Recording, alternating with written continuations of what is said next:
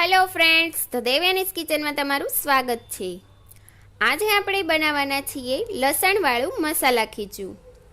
જો તમને કંઈ ચટપટું ખાવાનું મન થાય તો તમે ઝટપટથી આ ખીચું બનાવીને ખાઈ શકો છો।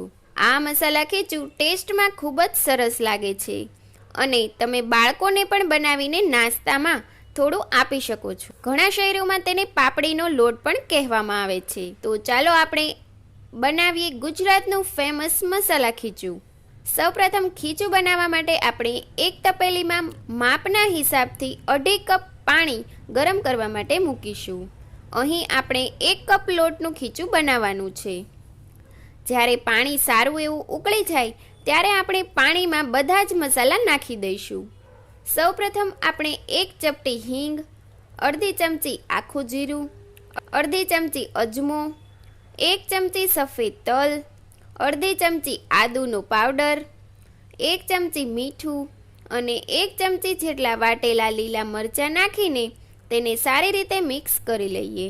જ્યારે સારી રીતે મિક્સ થઈ જાય ત્યારે આપણે 2 ચમચી કાપેલું લીલું લસણ નાખીશું। લીલું ના હોય તો તમારી પસંદ પ્રમાણે વાટેલું સૂકું લસણ નાખી શકો છો। હવે તેને ઢાંકીને 5 મિનિટ જેટલું ઉકાળીશું। 5 મિનિટ પછી તમે જોઈ શકતા હશો કે પાણી ઉકળીને અડધું થઈ ચૂક્યું છે।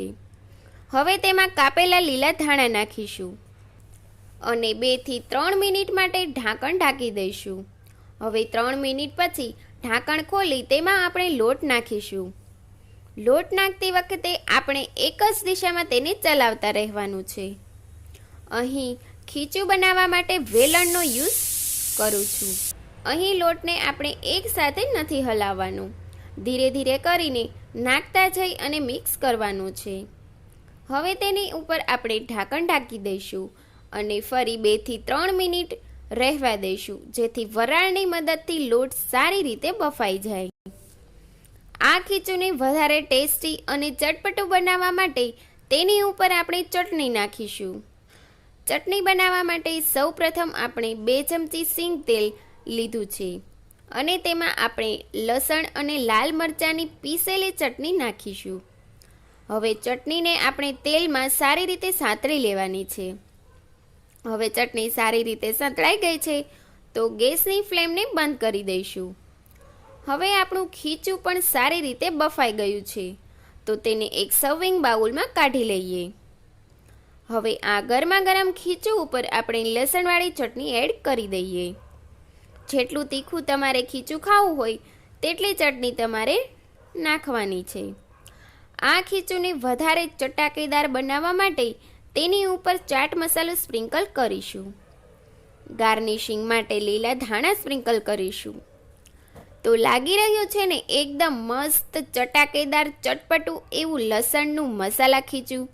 તો તમે ઘરે જ જરૂર બનાવજો। આ ખીચું ફટાફટથી બની પણ જાય છે અને ખાવાની પણ એટલી જ મજા આવે છે। જો તમને મારી આ રેસીપી પસંદ આવી હોય અને આવી નવી ને નવી રેસીપી જોવી હોય તો મારી ચેનલને લાઈક અને શેર કરજો અને બેલ આઇકન બટન દબાવવાનું ભૂલતા નહીં। Thanks for watching.